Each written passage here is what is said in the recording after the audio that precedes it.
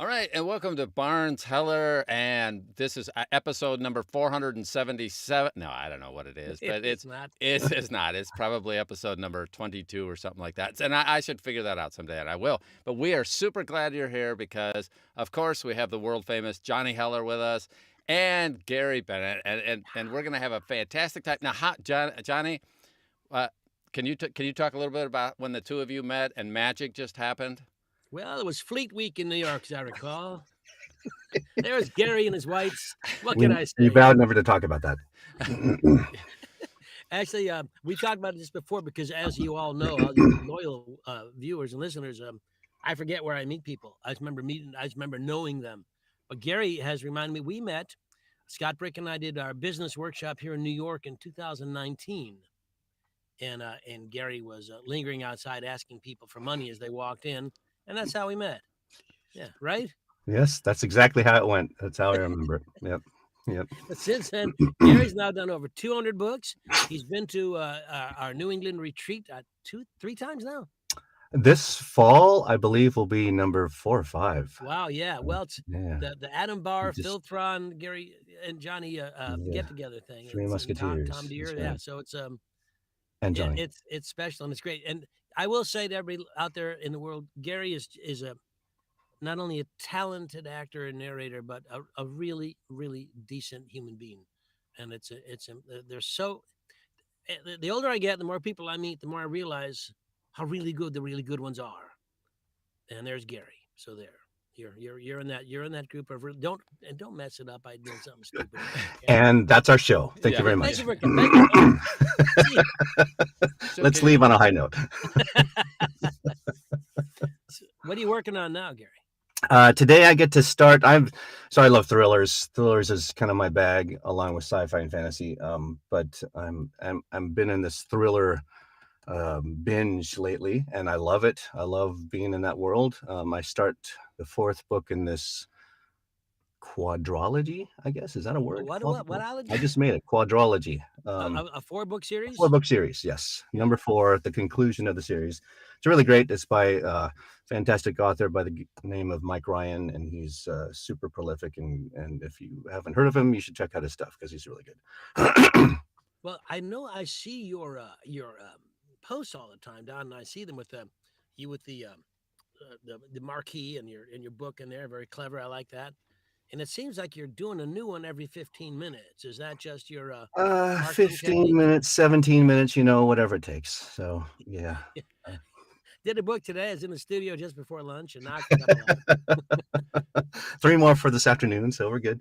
No, I love it. I love keeping busy. If I'm not keeping busy, then I'm probably getting into trouble. So that's probably the better alternative for me. And honest to God, I step into the booth every day and just say a little prayer, thank you to the heavens and universe, because this is the life. I love doing what I do, and the fact that I get to do this every day is a pretty darn cool thing. So, well, how'd you get started with this genre? What attracted you to this? So before I entered this strange world that we live in, I was a voracious reader, of course, and sci-fi, fantasy, and thrillers were what I would inevitably gravitate towards. The Mitch Rapp thrillers I'd lived and died on, Scott Harvath, all the classic spy thrillers I just loved, and so when I got a chance to start reaching out to authors, I focused initially on targeting those types of books that I wanted to do, which included the thriller genre. So, did you reach out directly to authors, or did you audition for them, like through ACX or a publisher? I've done a reach out to authors. I'd say probably a good third, if not more, of my books have been a direct result of directly reaching out to authors and befriending them and getting about to know. that in aid of our audience. When Oh, you reach 8. out, Wow. huh? All 8. Excellent. Oh, I know. You see how many people are there? Just so you know, people join in as it goes on, and also a lot of them watch it after the fact on YouTube, so they can't ask you questions live, but these guys can. But my question for you is, twofold. When you reach out to the authors and set it all up, we'll go through some of the things you have to do. First, do you tend to try to make it a per finished hour union thing through a paymaster? That's the idea. Yeah, That's what you want? that's the preference. Mhm. But as I'm going and doing my prospecting and looking for potential authors to reach out to, I'm always looking at how well the book is doing, how well it's received, what kind of reviews it's getting, what kind of sales it seems to be generating, in the hopes that if it doesn't go towards PFH, then maybe there's an opportunity to go on a royalty type basis. Excellent. And what were you looking for to begin with? So when you've reached out for your first few, did you have criteria at that point? Before you went, I said, Don, you sound really soft to me. I don't know. Okay, Compared to well, us two, you sound really low. I will turn me up. Yeah, turn yourself up. Turn yourself up. I rarely say that to anyone. So just to make sure, Gary, when you were first starting out and you were looking for books, what was your criteria? Like, you wanted something that had a nice cover, or that had a nice groove that you could dance to? How did it work? Before I started reaching out, I bought Jeffrey Kafer's. He's got he's got a bunch of courses on his site, and one of them is how to find potentially good, I think it's RS titles, but I'm not sure if he limits it to RS or whatever. But he has a little course that you can buy, and I listened to that and took a lot of his notes and suggestions to heart and started implementing that. So, and in addition to that, Sean Pratt, of course, delves into this during his course, on how to find good authors to reach out to, or books to do. And one of them is certainly cover art.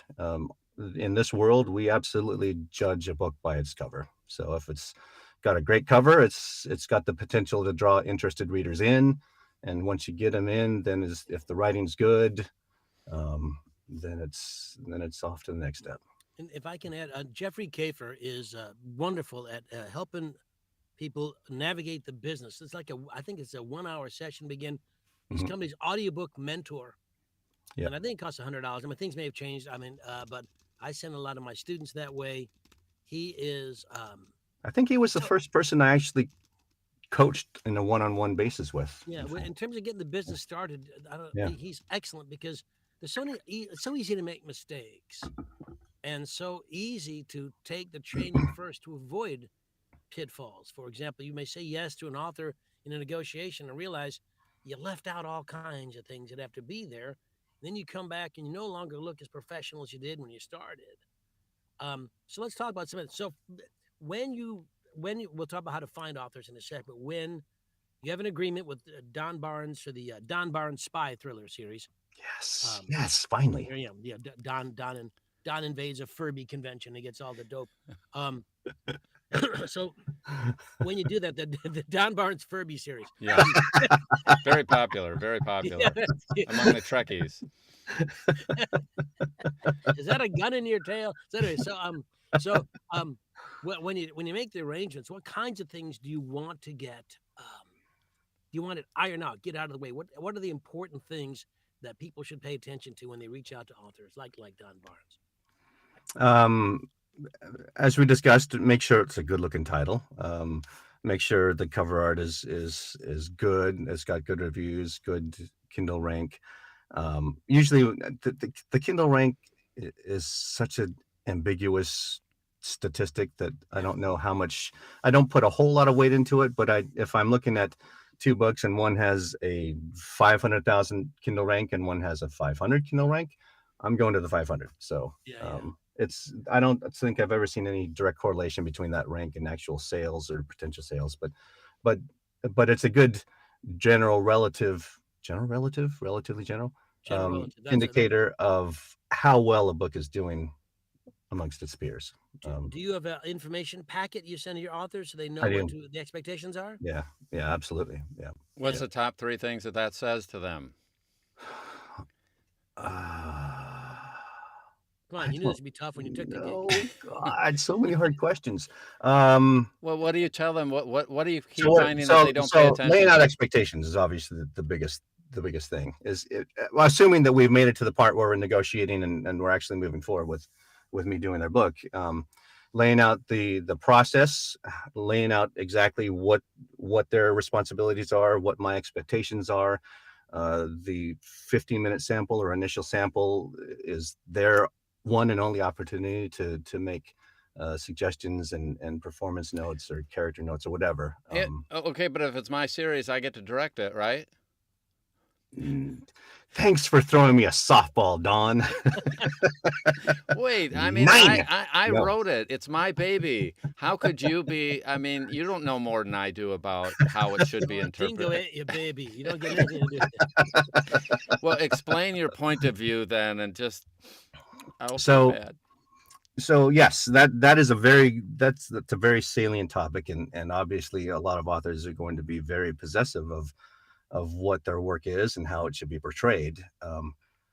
The thing is, when I like to make the analogy in Hollywood, when a writer gets their book turned into a movie, they hand it over to the director and the producer and the actors, and it's their job to interpret and get the most juice out of that book that they can and present it to the audience as accurately and faithfully to what the author intended. But it's their call, it's their performance choices, it's their job. They've been trained to do so. I've been trained to do so, to turn their book into something that's more than just words on a paper. Well, okay, but let's be clear. Most people will say the book was better, or the book was different, or the book wasn't even close to the movie. And so, in other words, what they're saying is those producers, those actors, those directors made artistic decisions and what they thought would be more popular with the audience, and they play up some parts and they play down some others. And I think it's important that you are smart enough up front to tell the authors, hey, this is going to happen, because afterward, like if they ask for a revision, can you make that character darker? Yeah. When I say no, it seems like it's not an artistic choice. They think I'm just trying to get out of work, that I don't want to redo it. And if you've told them up front, wait a minute, we may have a minor artistic difference, and Right. I'm going with what I do well to make your thing come to life. We want them to buy in on that up front, as opposed to me afterward going, well, I ain't redoing the whole book because you don't like character X. I quite like the idea when talking to an independent author and making a deal to bring up the idea of respecting and enjoying art. The painted. Once the painting is done, Right. no matter what Picasso meant, or no matter what Monet meant, or anybody. Once or the author of a book, no matter what you want people to think, they will think what they wish to think. Beauty Yes. is in the eye of the beholder. So if this is a nude walking down the stairs, but instead I see a bunch of bizarre shapes, that's for me. That's and I think you have to understand that art is always it affects people differently, not always the way it was Very intended. personal. Yeah. Yeah, Yep. it's Yeah. very personal. Yeah. Let me ask you a more specific question. When you deal with Don Baarns in the Furby thrillers, My dream. what about the production, meaning editing, mastering, proofing? Who does that, and who pays for it? Do you do it, or do you outsource it? I outsource everything. And All post-production, proofing, editing, mastering. Yes, Yes. I knew you did. That's why I asked you. 'Cause Yeah. I like- that's- Another So when- softball. I love it. Keep Another them coming. Here's an easy one. What's your favorite color? No, Blue, no green. Ah! That's the right answer. We're not going to get anywhere now. When you outsource, do you tell the author that, hey, look, because here's what I said, look, I'm an actor. That's my job. Hmm. I'm not an editor, master, and I can't prove myself. And here's what that costs. I want that to be. I ask them to pay for that. What do you do? Well, if it's a PFH, PFH Easy for you to say, then- narrator boy. book, then yeah, it's rolled into the cost. It's rolled into my fees. If not, then that's my next fallback choice is to say, yes, these are the costs. Typically, when I do like we're talking about like a royalty share project, I encourage and try to get the author to pay for at least a portion, if not the whole thing, at least a portion of those to cover my costs, cover my risks, because I'm stepping out on a limb hoping that this is going to be a great seller, but Right. we won't know until it hits the shelves or the headphones. Yeah. or Yeah. whatever. I have to admit though, so what my wife and I, we stopped doing 100% royalty share very early on, and it was always we made up our own quote royalty share plus or type thing where if they weren't willing to kick in $100 an hour toward the final, we just knew they weren't serious. Because if they really think their book is going to sell, then they're going to put some skin in the game. And now, what do you? So, I think everybody should consider that, and at least that should be almost, I don't want to say the minimum. If you're first starting, man, we all do some things at first that just to get started. But once you're in a little bit, boy, you're starting to go, okay, there's some costs here. Now, I was in school. I needed the money. That kind of thing. well, here's my question. Like, so do you ever look at, is it their first book? Are you looking for someone with their first book that you can ride their coattails, or you come in and what do you look for as far as one book, 400 books? Where in the spectrum does that come in for you as a consideration? Normally, it'd be more towards the latter. The more books they have, the better, the bigger audience they've probably generated, the bigger chance for sales. But there have been a couple that I've considered that are on the other end of the spectrum but the book looks incredibly good and it's got great initial ARC reviews or whatever that I might consider moving forward in that capacity as well. Okay. And somebody did ask a question here that I think is pretty interesting. When you send them your welcome pack, do you ever actually Zoom with them or call them or go have lunch with them or anything like that that's not just virtual sending them your packet? Because you have a packet, right? I do have a packet, yeah. And when I get to that point, usually all the other preliminary stuff is done and we've got a relationship established.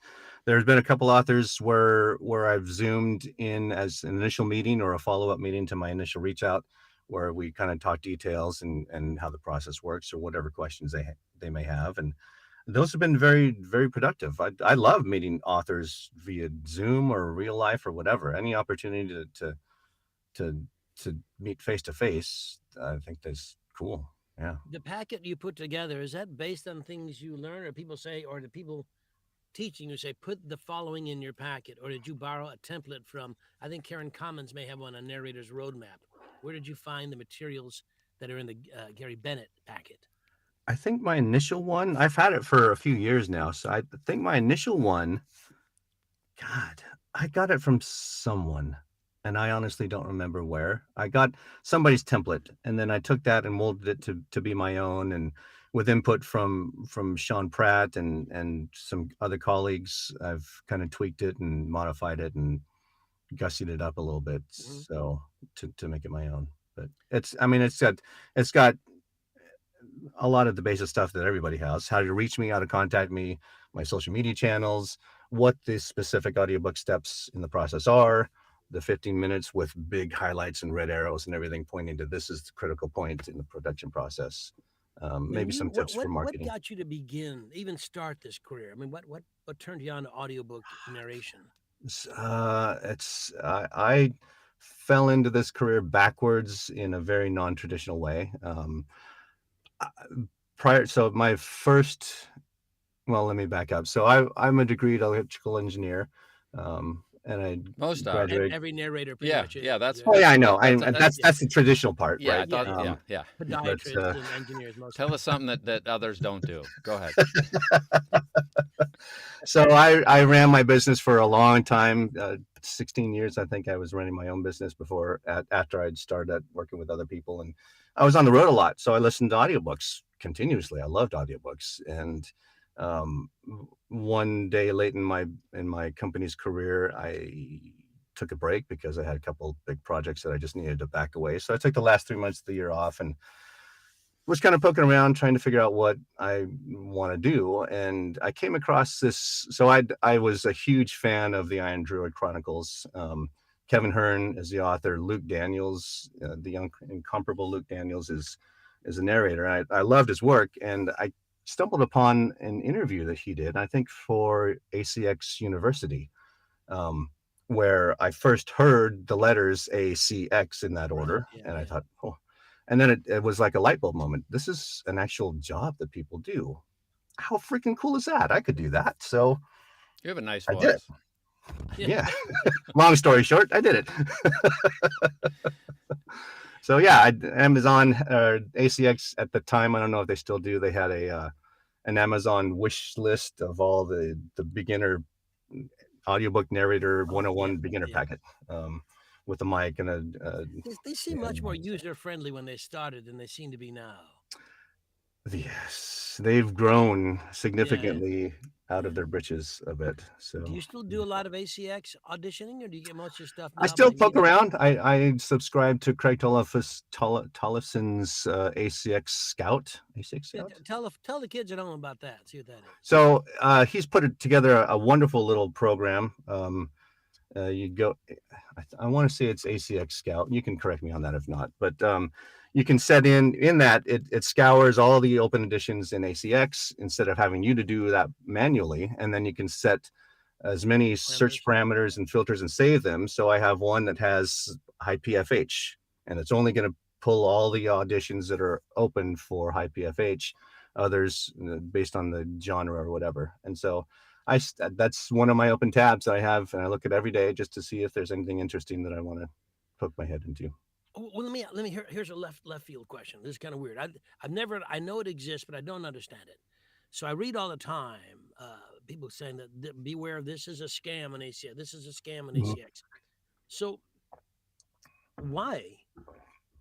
What's the point of Hey everybody, welcome back to my channel. If I do a project and I'm scammed and it's all BS and I don't make it, I mean, what do they get out of it? Yeah.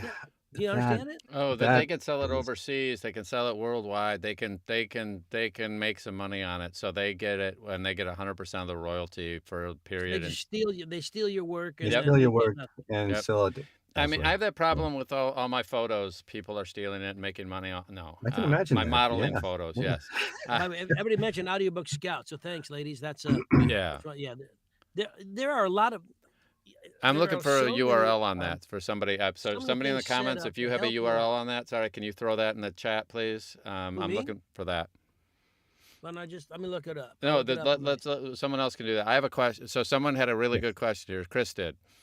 And really, you've kind of mentioned this, but directly, and I hear this all the time. So how do you pitch to new authors to get them to understand that the voice they hear in their head is not going to match your performance? Because that's something that everybody has to deal with. That, wow, I wanted a Boston accent and yours is a New Jersey accent. And so they're complaining about that. How do you deal with that? I show them. I lead by example. So whenever I find a potential author that I want to reach out to, I open up the audiobook, the Amazon listing, the read sample, the look inside little, it shows the first chapter or whatever. And I record a short sample of their book in my voice, how I would perform it, to give them a taste of what their book would sound like with me. And oftentimes you're right, it's not going to sound like what they had in their mind, but what they hear from me hopefully is enough to get them interested enough to take the next step in the process. So you actually pre-audition. I mean, you're basically going out and being bold about it and saying, here's what it's going to sound like. That's actually really cool and smart. Yeah. Okay. Once I started doing that, probably a couple of years ago. So I've been reaching out. I've been tracking all my reach outs since early to mid 2019. And the first couple of years I had maybe 10% response rate, out of which maybe I got a half a book on average. Once I started actually recording samples, my response rate zoomed up to probably 30 to 40%, and of those, maybe 50% bookings. So, and what do you say to them when do you actually explicitly say, hey, this is not going to sound, I mean, here's my thing. One of the things that I'll tell people is, by the way, if someone reads your book, and it says that this character is from Boston and has a Boston accent, I put my version of Boston on that. You have no idea what I'm hearing in my head, and it doesn't affect the story one way or another if my Boston is New Jersey instead, or it's New York instead of Boston, or frankly, if it's Puerto Rican instead of whatever, because the way the world is going these days, the other factor we have is accents are becoming less and less specific to any one area because everybody moves around so much these days. So somebody from Boston, their parents could have been from, Sweden, and they Right, sound like exactly. they're at IKEA. I mean, it's, but anyways, Yeah. how do you go about telling them that? I don't bring that up unless they bring it up first. So Okay. I give them my take on what I hear in my head of their book. Mm-hmm. I present it to them and say, this is what your book might sound like with me behind the mic. And then if they like it, then we go. But honestly, I can count on maybe a half a hand the number of times that specific discussion has ever come up. Okay. Truly. I've never heard anyone use the term half a hand. It sounds a little. So there's one hand, and so there's like half a hand. So, it's like a this. Boy Scout. Yeah. Yeah. When you do this with the author, now are you finding your authors at conventions, or just finding them on Goodreads? Where do you find all your people to reach out? I have trained my Facebook algorithm to send me every author that writes a book. Pretty much every time I see an author, okay. I like them, I follow them, I comment. Wait, and that's then kind of a broad more thing. You authors can't from go my to feed. every author. Can you narrow that down for us a little bit? How do you narrow it down? And now, most people don't know, by the way, in Google, you can set it up that you can put a query in and have it send you a list of topics per day, per week that are on it. So you could say sci-fi authors into that Google, and it will send you a summary of posts on that. How are you doing that for real? I never thought of that. That's a brilliant idea, Don. I've done it. I have audiobooks come in. Say your idea again, Don. Let me hear this. Well, let's say, okay, most of you know I like DAWs, Studio One, and so I have a Google. You may set it up and say, send me a summary every day of everybody that put in this set of keywords. So if hey, I'm actually doing it for my last name is there. And you can put your last name, first name there and put it in quotes, but you could write a little query and it will send you anytime somebody, anyplace mentions your name, that you will get a little summary of it and a link to it, and you can go check it out if you want. Now, I do have that set up for my name, but I do, the Gary. problem I is track you personally.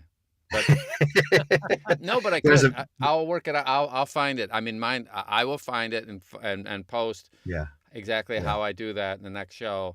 So I've got that set up for my name, but I never thought of using it for stuff that I'm looking for, which is kind of cool. But the problem with my name is there's a famous, I think you played for St. Louis, a famous catcher. You should have thought that earlier, so Gary. I get all you his. You really should think through your name through. Okay. I know. I may have to change it. Now, also, you have a pet name, right? I mean, not a pet name. You have a stage name. What pseudonym? That's a little personal. Name, yeah. I just pseudonym. Yes, Liam Sanderson is my pseudonym. I think he's got all of 10 books under his name. He's not very active, but he's kind of fun. He does like motorcycle romances and mafia romances and stuff. And you keep him going, or have you abandoned him because you? No, I haven't abandoned him, but he's just not very active. I don't really promote him, and I don't do a whole lot of that sort of thing. A whole lot of that sort of thing. I don't do a lot of romances to begin with, so doesn't sound like you're doing anything. Except tying my tongue up. Well, I think so. What about you've got a great thing going with these thriller authors, and you're getting the series from them, which is the idea. That's the great. As you know, I've always said the sign of success in our business is the next job. Right. So if you get like, I know, for example, I just did the from Athon Books the LitRPG stuff, which is never a book. It's always like 72 books. Yeah. These guys are prolific. So if you can find that sort of thing, the work continues. What about you dealing with, and working for some of the bigger publishing houses? Do you do that as well? And how do you divide your time between finding this guy and finding the publishers and things? So a lot of my, like I said, probably half my work ish comes from as a direct result of reaching out to authors. In a majority of those cases, my initial reach outs were successful, and then they liked me, and then all of a sudden they sold their rights to Tantor or Dreamscape or whoever, and they said, I'm working with this guy, I want him to narrate all my books. And then Tantor or Dreamscape contacts me and says, okay, we got this new series, and the author likes you, so are you available? Cool. So, Listen, Don, to answer your question, I put in the chat, maybe only you see it, I found the Facebook link. It's Craig's got an Audiobook Scout Facebook link on Facebook. Okay, I found that one, and the last post I find in it is 2020. So so if anybody has, I posted it above, Audiobook Scout, Melissa, but it just says Audiobook Scout. I just can't find the link to it. So anyway, just go to Facebook and find Audiobook Scout. It's there, you guys. Yep. It's Craig Tomlinson. I mean, I have I'll post the Facebook page, but well, anyway, but there's nothing in it recent. Anyway, there. Okay. Gary, when did you gave up the engineering, your own company, right? You had your own gig. Yes. And switched to this full time, right? Mm-hmm. Yeah. And I see your studio decorated by Seattle sports clubs. Yes. Which is quite I'm a very avid, very big sports fan. I'm a sports town homie. So I love Seattle's great. It's a great sports. Seattle's one of my favorite places. I love Seattle. Yeah, it's a great place. Great food. Do you think it rains as much as people say, or is it just a way to keep people from visiting? Yes, it rains all the time. Don't come here. Too late. I've been twice. We might go again. It's a beautiful place. I love it. Upper left corner, and it's just the summers are spectacular here. If you can get through the gray, misty winters, then you'll be very happy. I love it. It's a great place. Water close by, mountains close by. Say that again. What? You get a lot of snow? Because I hate snow. Not as much as I want. I grew up in Montana, so I love snow. Last year, I don't think we had maybe a couple inches stay for a couple days this last winter, which is not nearly enough for me. I would welcome. I'm trying to talk Joanna into moving somewhere else, so I move next to you and borrow stuff. There you go. Sure. Yeah. And by the way, in the chat. So what are you working on right now? Oh, sorry, Don. No, go ahead. Go ahead, Gary. What are you working on right now? Right now, like I said, I'm starting this book 4 in this 4-book series by Mike Ryan, thriller book. I'm following that up not next week. Next week I'm taking off because I'm going golfing with some boys for a long weekend. But after that, when I get back, it's book 6 in this fantastic thriller series by Logan Riles. He's super talented. I love his work.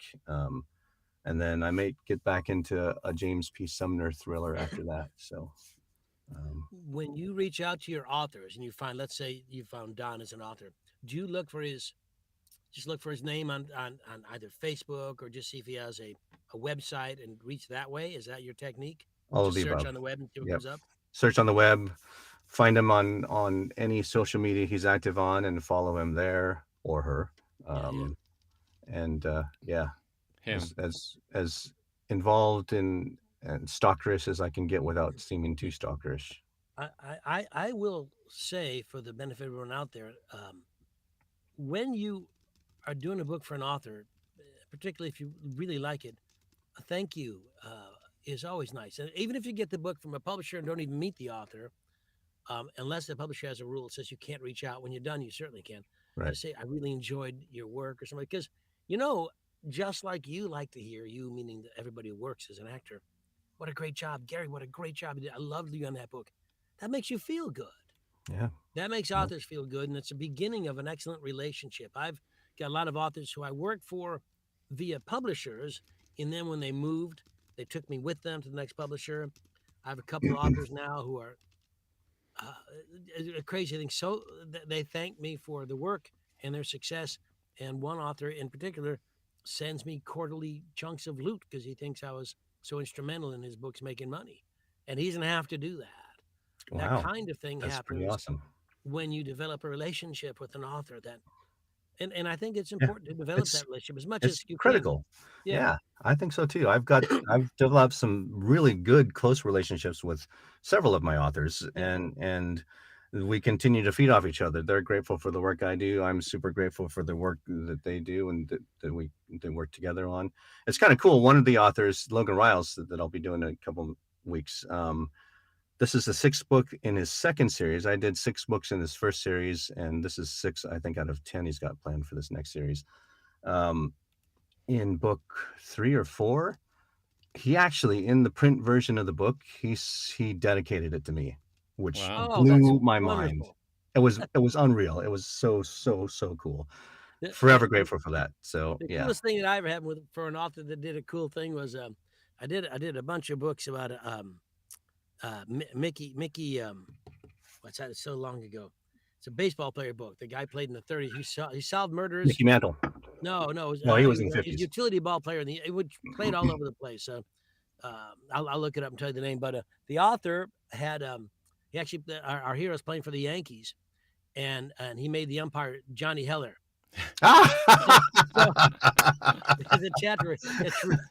He wasn't an Angel Hernandez type ump, was he? Yeah. I was a bad ump. I think I threw out Mickey Mantle. That's amazing. That's really cool. That's pretty cool. I have to look it all up because it's so long.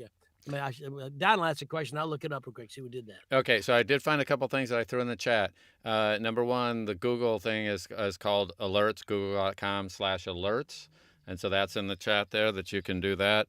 And that will allow you to get an alert on anything. If you were tracking an author and wanted to get all the Google articles that came out about the author or the new books, if you knew the title, whatever, you knew the series title, you could put that in there. And anytime it gets posted, you'll get a notification, and you can do it weekly, monthly, daily, etc. You can get crazy with it.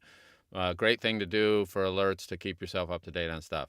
Number two, someone's saying, hey, what tips do you have to help us improve speed and accuracy while maintaining high production values? So before you answer that, when you get on a daily basis, you end up with 15 minutes worth of finished audio. Is that your benchmark as high water mark? What's your average day like? Average day, my goal for an average day is 2 hours of finished audio. And how long does that take you? 2.3 hours?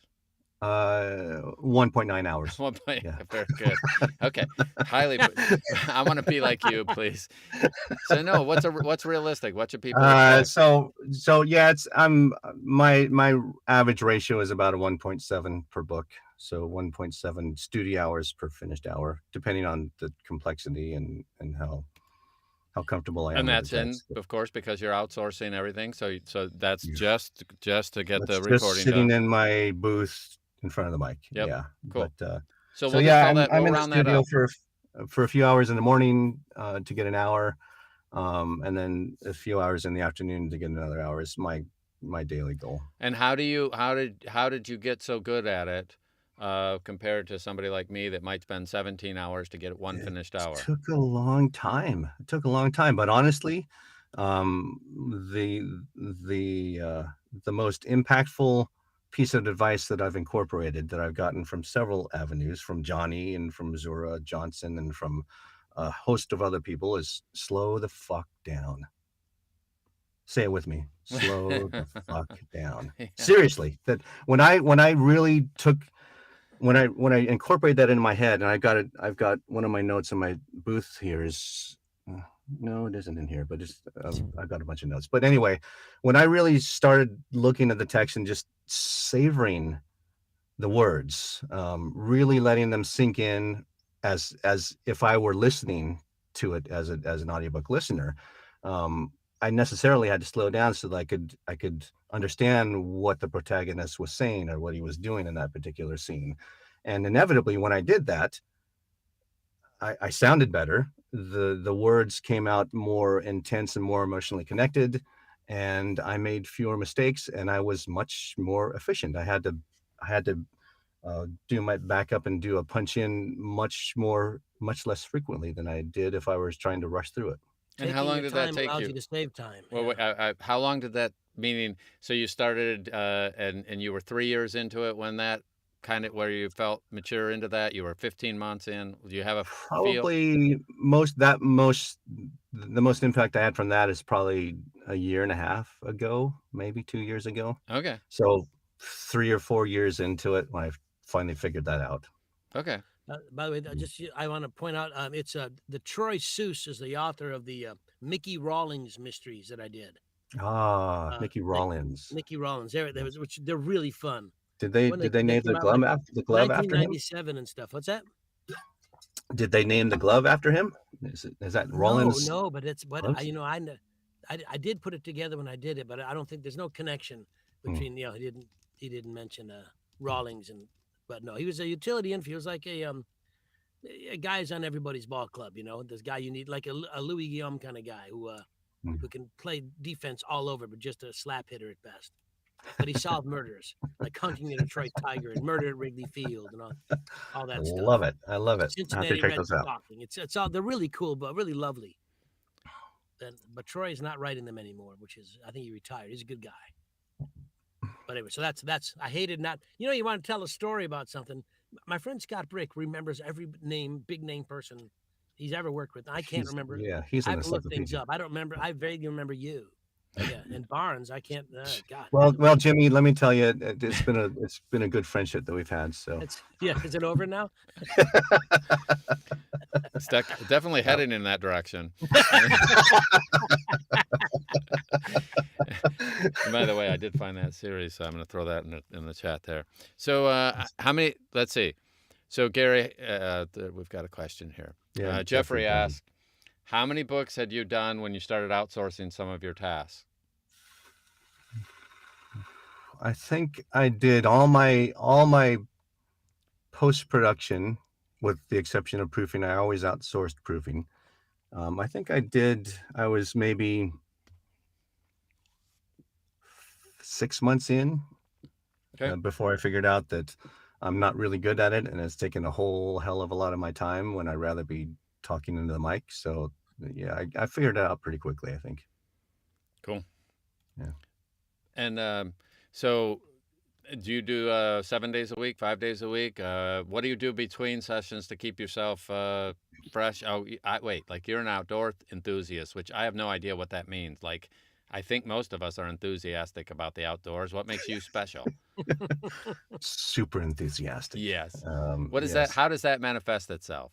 So I am fortunate to live in a great area of the country where there's outdoor opportunities, forests, rivers, lakes, within walking distance or a short drive. So literally 200 yards out my front door is a big green space with forested area with lots of trails that I take the dogs out. I try to take them out at least a few times a week, just to get some outdoor time. When I'm not in the booth recording, then I'm either doing that or I'm taking them for a longer walk up into the mountains. I was telling Johnny earlier that I used to do a lot of backpacking, and my backpacking buddy and I were lamenting the fact that we haven't done it in a couple of years. So we're going to try to get that reignited this summer and get some good hiking and backpacking in. So that's and skiing, and it's in the wintertime, it's awesome because the ski hill, my favorite ski hill, Stevens Pass, is about a 45-minute drive up the road. So I'll take the morning and go skiing, and then come back in the afternoon and sit in the booth for a few hours. So do a lot of times you go back and forth? You'll do an hour or whatever, a morning session, then go do something else, and then come back refreshed and happy, and then do the next session. Is that what I'm hearing? That's the key for me. That's the way my body works and responds best. I have done it where I've sat in the booth for 5-6 hours straight and just plowed through something. Yeah, you're really productive when doing that, right? Because I poorly managed my time and I was up against the deadline. But that's not my preferred method of working, for sure. Yeah, it's interesting because I think I agree with you. You need to. I always say you've got to leave. If you're in the booth for an hour, 10 or 15 minutes of it should be out of the booth. Get out, move around, do things. Yep. And that's my process. And I think it's important. It's interesting when you think about it. When you get hired by Macmillan or Random House, you go to their studios. Yeah. Or record remotely a directed session. Yeah. So you're there. It's like 10 to 4. Yeah. It's never 9 to 5. But they say 9 to 5, but it's 10 to 4. Mm-hmm. But in that session, except for lunch and bathroom breaks, you're pretty much just plugging away, and it's a different kind of mindset that affects you, that allows you to carry on. Because I've worked if you book in a publisher's place, you're doing 4 or 5 days or however long it is. You're booked 4 days solid to get it done, and you just don't have the same freedom as you do sitting in your incredibly hot booth like I am right now. But it doesn't feel the same because you're just recording. You're just speaking. You're Yeah. not directing. You're not producing. You're not monitoring the monitor and looking for your next punch-in point. Nope. You're just sitting there sharing the reading the story. book. Yep. Yeah. So it's a joy. I welcome any opportunity I can get to do directed sessions like that. They're amazing. I always recommend people take direction if they can get it. Have the director there. I know my friend Paul Rubin offers an hour directed session. I offer it. Yeah. We'll work with you for the first hour of the book, and a lot of coaches will do it. It's helpful if you can't. It's too expensive if you're working by yourself to have someone direct the whole thing. Yeah. But just to get you started and get you off, it's Get you nice to have that started. extra ear, because I know about you. I've done whole first chapters and said, I'm still not there, and have to go back and redo it because it just doesn't feel right yet. Yeah. A director saves you that. Hopefully. So Jeffrey asked, did you have to build up the vocal stamina to record 2 hours of audio every day? Yeah. That wasn't your first week? I think it took me 2.5 weeks to get to that point. Yeah. No, it's serious. It's just the practice and exercising the vocal cords and your stamina. They're kind of like a muscle. I mean, you're going to get better and stronger and have more stamina the more you do it, the more regularly you do it. So I think there's no shortcut for that. It's putting in your time. Well, and I will put an aside. If you ever run into a singer, a serious singer, then they have a whole series of exercises. First. Yeah, I knew. I was thinking the same thing. Yeah, I apologize. Okay, but they have a whole series of exercises that have been developed over many decades to build that muscle, so that they can go ahead and go out and sing for an extended period of time. And if they don't do that, they end up having surgery on their vocal cords at some point. You've seen it with Adele. You've seen it with so many artists that don't get some good training. And then after they have that surgery, they all go and get professional training from the people that know how to build that muscle. All to say, there are processes that are out there and people that can help you with your vocal stamina. But the first thing is you got to get good books. You have to get good at your craft. You have to look at your acting potentially. I mean, depending on where you're starting. And then it's going to be different for every person, whether based on what else I've done in my life, whether I'm going to be able to do 15 minutes comfortably or I'm going to be able to do 4 hours comfortably. That's a whole different level. And few people will do 4 hours and sound great without some real training. Yeah. Consistency is key, because you can do 4 hours a stint, but are you going to sound the same at the 3 hour and 50-minute mark that you did at the 1 hour mark? Yeah, not likely. How long do you do, Johnny, by the way, did you say you do 45 on and 15 off-ish? Is that kind of your... Yeah, or 50 at 10. I break the hour. I mean, if I'm in the middle of something, I don't care. It's not a hard and fast rule. I want to finish the thing. But my time is, the industry average is 2 to 1 in the booth for 2 hours narrating to get one finished hour. My time is better than that. So I usually produce around 3 hours of finished audio in a day. Yeah, but you're a beginner. So yeah, it I doesn't count. Started. But one thing you'll get there, Johnny. Well, it's a lot of training. But one thing I want to ask, and I came not from electrical engineering or anything. I came from an acting background. I came from theater. I came from studying acting. Since you've been doing this, I know, Gary, you've taken a lot of coaching and things. Have you taken any scene study classes, any acting workshops, out of curiosity? Yeah. Early on in my career, I haven't done it in a while. I need to get back to that, but I took a lot of local acting classes in the area, some improv, a lot of improv, and it was a lot of fun. I love because I'd never done anything like that before, and I knew I needed to get those kind of. No, I'm going to keep pulling gold nuggets out of you here. So tell us if that helped your narration and your confidence and your career, and say yes. Yes. Okay, thanks. Okay, it's all we have time for. No, it's huge because that's what we are. We're voice actors. We act out the book. Every act, every character in the book, every scene, every narration and prose and everything. We're bringing those books to life, and you do that by acting. And so that's what we are first and foremost. Is we're actors. So I'm so proud of you. If I had thought of it in the beginning, I would have said the way you got into this was through shock therapy. Since you but it didn't occur to me early enough to come up with that. I was again, something for the after dark session of this. Okay, and Gary so Bennett After Dark. Hello. so is there room for somebody new to join this field?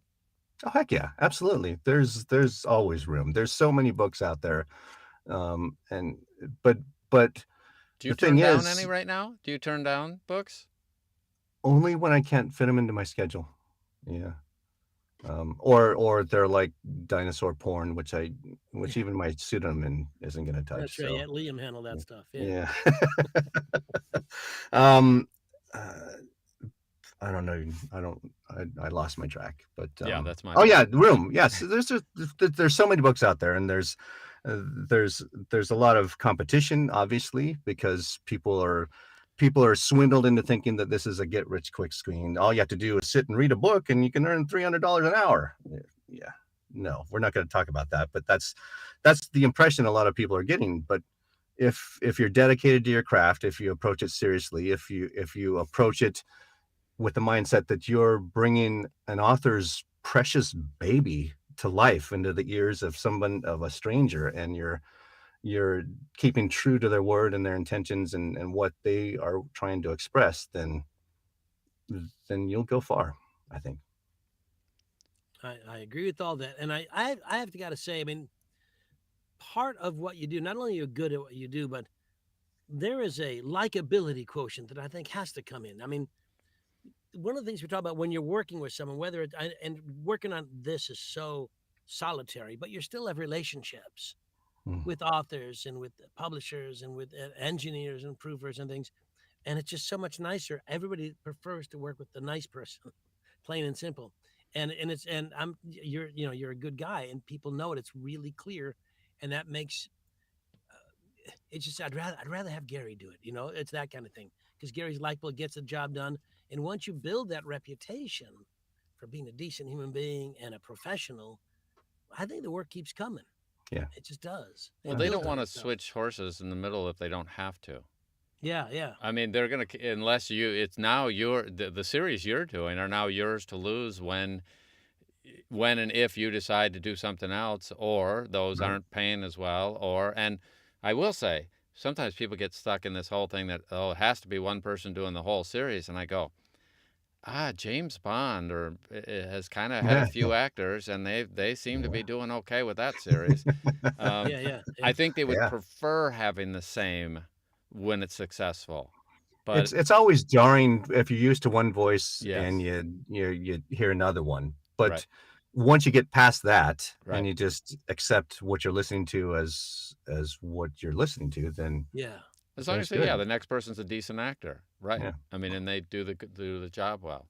So so we're getting close to the end here. So Gary, what do you want to promote here? Do you have anything you want to tell us about that's upcoming, that's fun, that people should know about? How, if they want to? By the way, authors don't usually listen to us; it's other narrators. So tell us about your cool narrating stuff.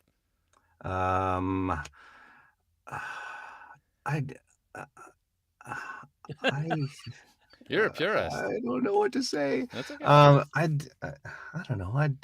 Every book that I have coming up is so awesome that I just, and I'm not just saying that because I'd be ingenuine and disgenuine.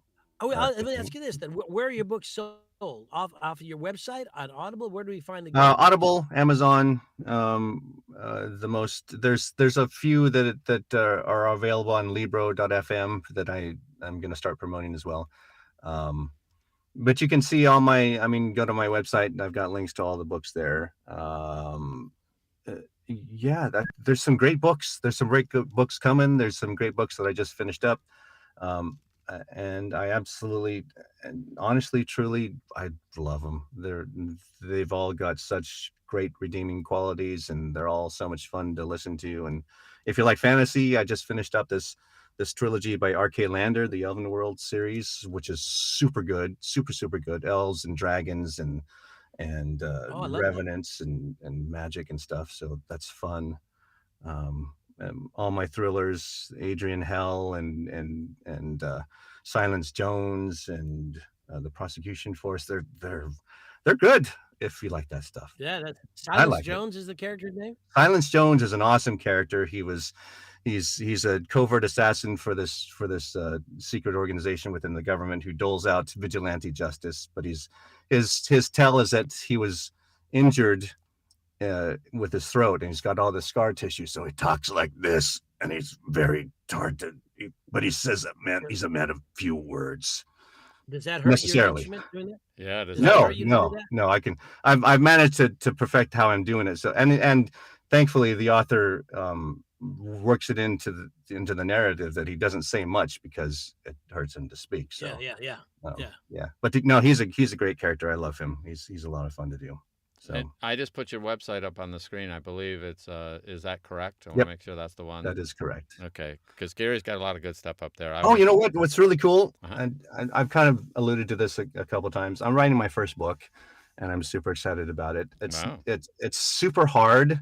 I have after going through this process, I have the utmost respect for every author that's ever written a book. It's hard work. So I'm struggling through it, but I'm hoping to have it done by the end of the year, and it's going to be really cool. Do you think that makes you a better narrator? I think so. Yeah.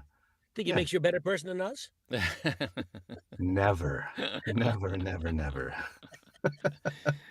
All right, Johnny.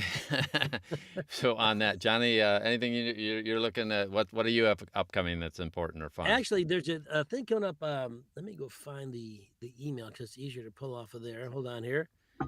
I'm doing. Sean Pratt's doing this as well as I am. You mean you two are working on it Okay, together? we're doing the Audiobook Week with the Voiceover Network. It's Rachel Naylor and Lisa Fiscara out of the UK are doing an Audiobook Week. It's the 10th to the 14th of June. It's going to all be online. Voiceover, it's Voiceover Network is her company, and Sean and I are doing these intensive two times intensive on the 15th and 16th. So I'll be doing fiction, and he'll be doing nonfiction. So we'll be doing that on that weekend. So they have a lot of things going on this week. As you guys may or may not, June is Audiobook Week, so there'll be a lot of things coming out all over. Mostly narrators saying, "Look at me, look at me, look at me," which is so much fun. There'll be a lot of attaboy. So we have that going on, and of course, for those of you who are hoping or want to or thinking about coming to the New England Narrator Retreat, October 14th to 17th, Gary will be there. It's going to be great. We have actually, we had one double room, but one woman took half of that, so we need one more lady to take the other half of the room, and then we're all off-site. That's how, and it's moved very fast, and and we just came back from New Orleans, the retreat. Joanna had the great idea of a workcation, so we can do some destination things. Gary, we're thinking about Seattle, we're thinking about Portland, we're thinking about Portland, Oregon, we're thinking about a lot of those kind of stuff. So we are going to do some more of those. So if you don't, do follow me on Facebook. I'm rarely on LinkedIn anymore or X, whatever the hell it's called, because I find it repulsive.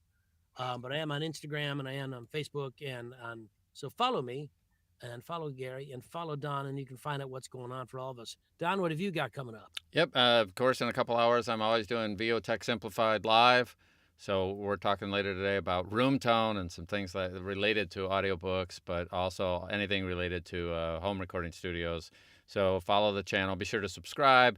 Be sure to turn on the notifications so you get the notifications when we put up next week's show.